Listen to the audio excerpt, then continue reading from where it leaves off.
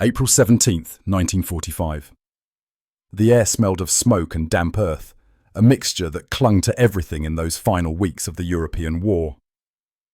In a makeshift detention facility outside Bergen, the spring rain fell in sheets against the corrugated metal roof of the barracks, each drop a small percussion that echoed through the wooden structure.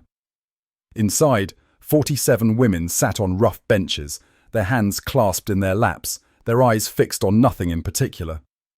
They wore the remnants of uniforms. Some still bore the insignia of the SS Helferinnenkorps. Others had stripped away any identifying marks. Their faces, once animated by ideology and purpose, now carried the hollow expression of those who had watched their world collapse in a matter of weeks. Private James Thornton stood at the entrance, his rifle slung across his shoulder, watching the rain turn the compound yard into a sea of mud. He was 23 years old, though the past year had added a decade to his features. His uniform hung loose on a frame that had shed 2 stones since Normandy. Behind him, the women waited in silence, and he could feel their eyes on his back. Not hostile, not pleading, simply waiting. It was a silence he had come to know well in the weeks since the camps had been liberated. A silence that spoke of exhaustion so complete that even fear had burned itself out. The war had entered its death throes. Soviet forces were closing on Berlin from the east, American and British troops advancing from the west. The Third Reich, which had promised to last 1,000 years, was crumbling after 12. In the chaos of those final months, tens of thousands of German personnel found themselves in Allied custody, soldiers, officials, and among them, women who had served the Nazi state in various capacities. Some had been nurses, clerks, radio operators. Others had held positions of greater consequence, had worn uniforms that granted them authority over life and death. The British Army had established temporary detention centres across northwestern Germany to process this flood of prisoners. The facilities were crude, repurposed from whatever buildings remained standing: factory warehouses, school gymnasiums, farm barns. The objective was identification and classification. War criminals would be separated from conscripts, true believers from those who claimed they had merely followed orders. It was an impossible task, made more complicated by the fact that everyone now claimed they had been forced, that they had never believed, that they had tried to help when they could. Thornton had been assigned to this detail 3 weeks earlier, pulled from his infantry unit, and given new orders that had seemed almost absurd after what he had witnessed. Guard duty, process paperwork, maintain order. After months of combat, after seeing his friends torn apart by artillery fire, after walking through the liberated camps and seeing what human beings could do to one another when ideology replaced conscience, he was now supposed to stand watch over women who wept into their hands and insisted they had known nothing. The woman called Ilse Keppler sat in the third row, her blonde hair pulled back in a severe bun that had once been regulation and was now simply habit. She was 31 years old. Before the war, she had been a schoolteacher in Hamburg, specializing in history and literature. She had joined the Bund Deutscher Medal at 17, swept up in the pageantry and promise of national renewal. By 1940, she had volunteered for service with the Helferinnenkorps, working first as a communications operator, later as an administrative supervisor at a labor camp in Poland. She had typed reports, filed documents, ensured that quotas were met. She had believed, with the fervour of the educated and the converted, that she was serving a higher purpose, that the difficult work being done was necessary for the survival of her people. Now she sat with her hands folded, staring at a water stain on the wall opposite. The stain resembled a map, borders bleeding into one another, territories undefined. She had not eaten properly in 6 days. The British provided rations, thin soup, hard bread, occasionally tinned meat, but her stomach rejected most of it, not from poor quality, but from something else, some internal rebellion that had begun the moment she had understood that everything she had built her adult life around was not merely defeated, but monstrous. The process of awakening had not been sudden. There had been no single moment of revelation. Instead, it had accumulated slowly, like sediment in still water. The first crack had come when the camp she administered was evacuated in January, when the Soviet advance made it impossible to maintain the fiction of orderly operations. She had seen things during that evacuation that could not be explained by military necessity or security concerns. She had seen a guard shoot a woman who had fallen in the snow, too weak to continue walking. She had heard the explanation, security risk, couldn't leave anyone behind, and had felt something inside her recoil, some part of herself that still remembered what it meant to be human. Then had come the British arrival, the surrender, the long interrogations. And finally, 3 days ago, they had shown her photographs. Not of her camp, but of others. Bergen, Belsen, Dachau, places whose names she had heard whispered, but whose reality had been kept carefully abstract. The photographs were not abstract. They showed mountains of bodies, living skeletons staring at cameras, children with eyes that had forgotten how to reflect light. The interrogating officer, a captain whose voice never rose above a conversational tone, had asked her if she understood what she had been part of. She had tried to answer, to explain the difference between her administrative work and the things shown in the photographs, but the words had died in her throat. Because she had seen the paperwork, had processed the requisitions, had known that the numbers in her reports represented human beings who entered her camp and did not leave. The transformation from believer to witness of her own complicity had been excruciating. It was not the transformation of ideology replaced by counter-ideology, but something more fundamental, the collapse of the entire structure by which she had understood herself and her place in the world. She had believed she was serving her country, protecting her people, participating in a grand historical project. Now she understood she had been feeding fuel to an engine of extermination. The person she had been no longer existed. The person she was becoming had no foundation, no ground to stand on. Thornton watched the women through the open doorway. He had learned to recognize the different types of prisoners during his 3 weeks in this role. There were those who remained defiant, who insisted the war was not over, who spoke of secret weapons and inevitable victory. There were those who had collapsed entirely, who sat vacant and unresponsive. There were those who professed innocence with increasing desperation, whose stories grew more elaborate with each interrogation. And then there were those like the blonde woman in the third row, whose face showed neither defiance nor collapse, but something harder to categorize, a kind of internal cave-in, as though the architecture of personality had lost its load-bearing walls. He knew her file. Ilse Keppler, former administrative supervisor, labor camp in occupied Poland, educated, middle class, no prior criminal record. The interrogation reports noted her cooperation, her increasingly detailed admissions, her apparent psychological deterioration. The camp psychiatrist had recommended observation for potential self-harm. She had not eaten properly in days. She cried at unexpected moments, not dramatically, but quietly, tears simply appearing on her face as though her body was leaking grief it could no longer contain internally. Thornton's orders were clear: maintain security, prevent escape, ensure orderly processing. Do not fraternize, do not develop sympathy. These were enemy personnel, potentially complicit in war crimes, to be treated correctly but without emotional engagement. The British Army had learned hard lessons about sentimentality. Many of these prisoners would claim victimhood, would manufacture stories of coercion, would present themselves as tragic figures caught in historical currents beyond their control. Some of those stories would be true, many would not. The sorting was for tribunals to determine. But Thornton had also walked through Belsen 2 weeks before his current assignment. He had been part of the relief force, had helped carry bodies to mass graves, had watched survivors die even after liberation because their bodies were too damaged to accept food. He had smelled what death smelled like when it accumulated on an industrial scale. He had seen children who weighed less than dogs, and he had known with absolute certainty that the people who had run those camps, who had created those conditions, who had reduced human beings to something less than animals, those people deserved no mercy, no comfort, no moment of peace. Yet here in this barracks, watching this woman cry silently in the third row, he felt something complicate his certainty. It was not forgiveness. He had no forgiveness to offer, no authority to absolve. It was something closer to recognition, the acknowledgement that the person sitting there had once been someone else, had carried dreams and hopes and ordinary human concerns, and had made choices that had led her to this moment. Sitting in a detention facility while the world she had believed in turned to ash. The rain intensified, drumming harder against the roof.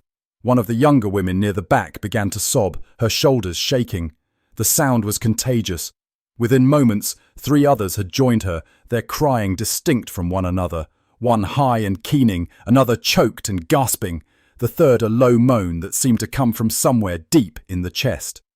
Ilse did not join them. She simply sat, her hands folded, her face wet, but her expression unchanged. Thornton shifted his weight, his boots scraping against the wooden floor. He thought about his orders. He thought about the photographs he had seen, the testimony he had heard from survivors, the impossible task of maintaining professional distance when confronted with human suffering, even the suffering of those who had caused suffering. He thought about a conversation he had had with a chaplain 2 weeks earlier, after Belsen, when he had asked how one was supposed to maintain faith in human decency after witnessing such evil. The chaplain had not offered easy comfort. Instead, he had said something that Thornton had not fully understood at the time.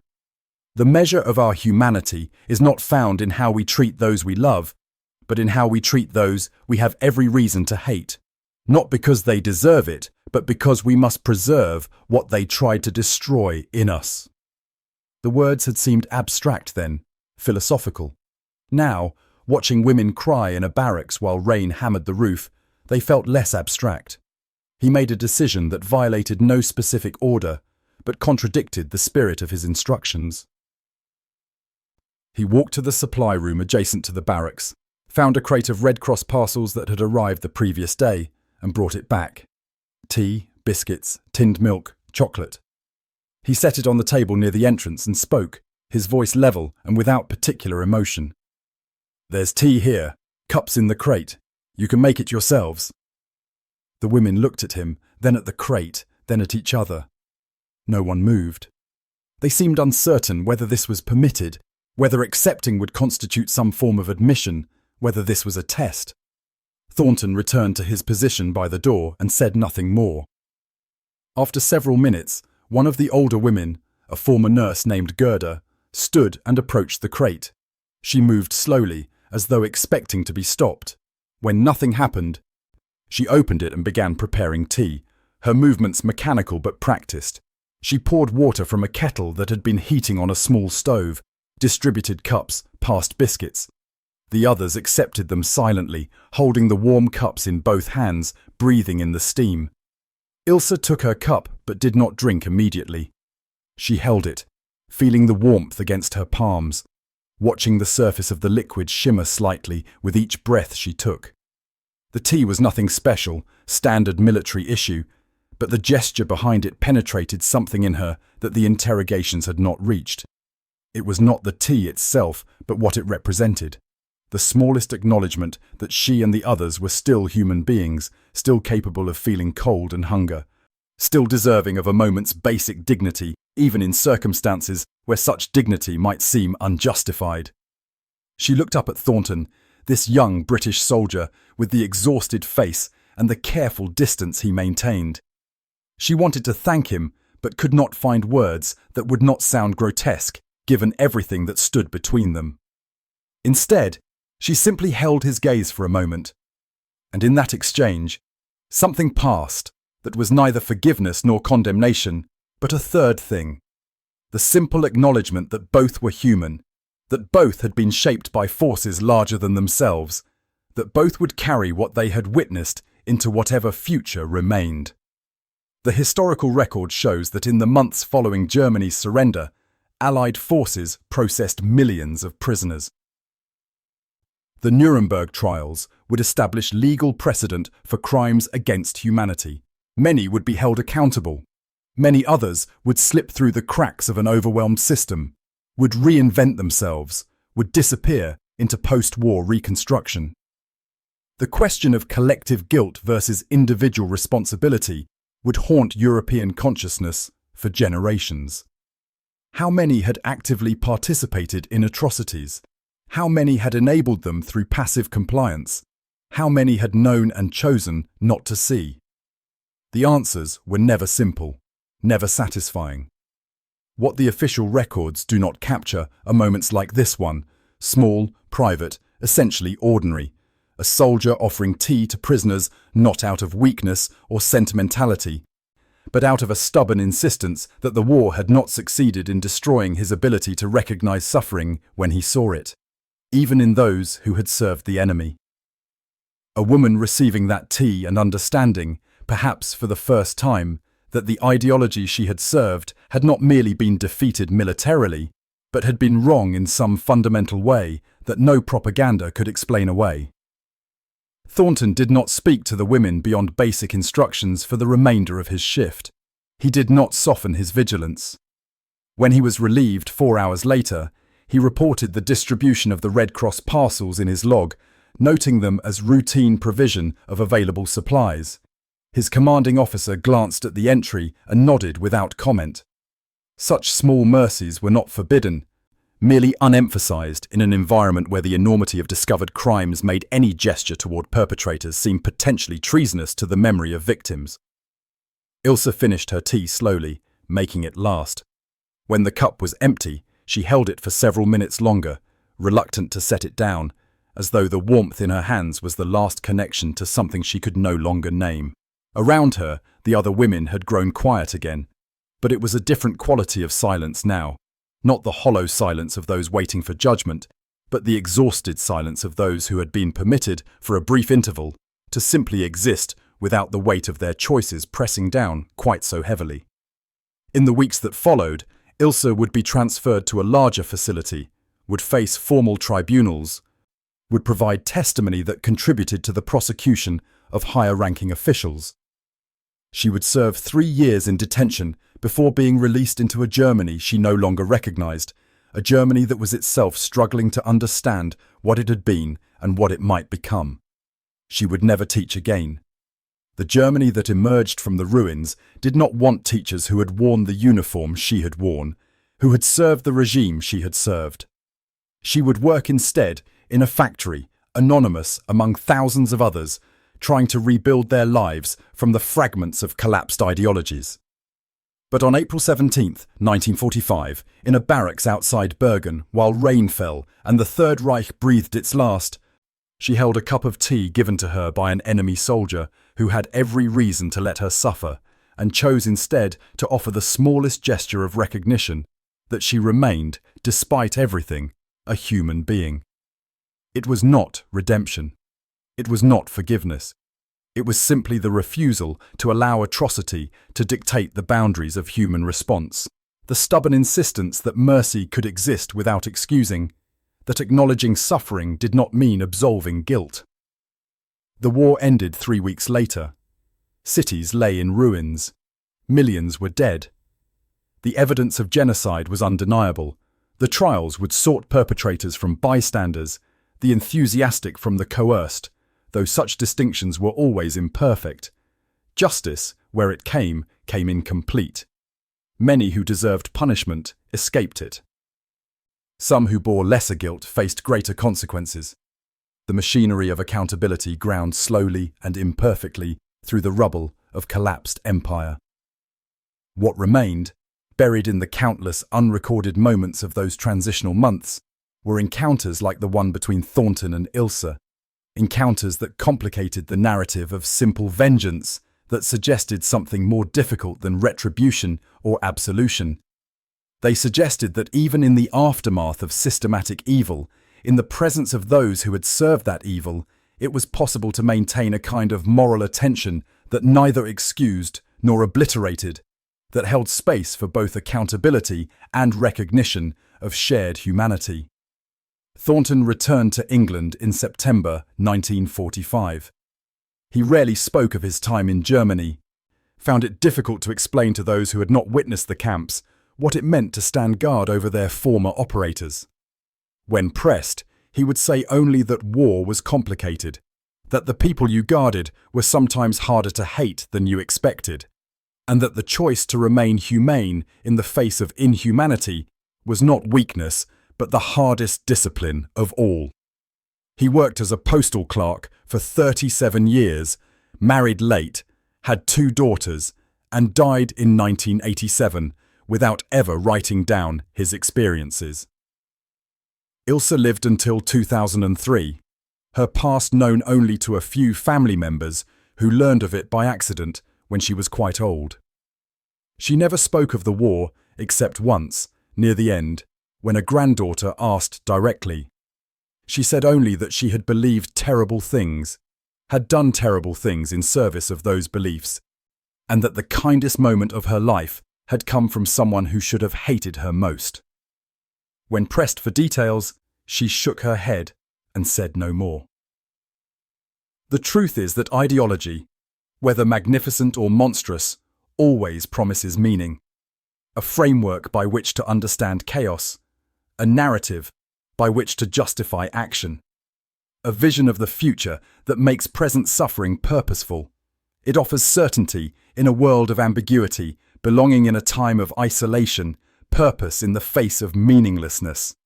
And those promises are powerful, powerful enough that ordinary people, decent people, people who love their children and care for their neighbours, can be led to commit or enable horrors while believing themselves righteous. The antidote is not counter-ideology, not replacement of one certainty with another, but something more difficult and less satisfying, the cultivation of a kind of attention that resists easy categories, that insists on seeing the human being behind the uniform, the prisoner, the ideologue, the victim. It is the recognition that accountability and compassion are not opposites, but companions, that justice can be pursued without abandoning every last shred of mercy, that the measure of civilization is found not in the treatment of the innocent, but in the refusal to become what we oppose. In that rain-soaked barracks on April 17th, 1945, a young soldier offered tea to women who had served a genocidal regime. It was not much. It changed no verdicts, saved no lives, altered no historical trajectories. But it preserved something, in him, in them, in the invisible fabric of human possibility, that the war had tried to destroy. It said that even here, even now, even after everything, we could choose to see one another as something more than categories, could choose mercy without forgetting justice, could choose to remain human in a world that had done its best to prove humanity impossible. The rain eventually stopped. The war eventually ended. The prisoners were eventually released or held accountable according to the evidence. The soldier returned home and lived an ordinary life. The woman lived with her shame and her silence. And between them, in a moment too small for history books but too significant for complete forgetting, a gesture of simple decency insisted that even in the darkest hours, when every reason exists to abandon compassion, the choice to remain humane remains, difficult, insufficient, but stubbornly, impossibly necessary.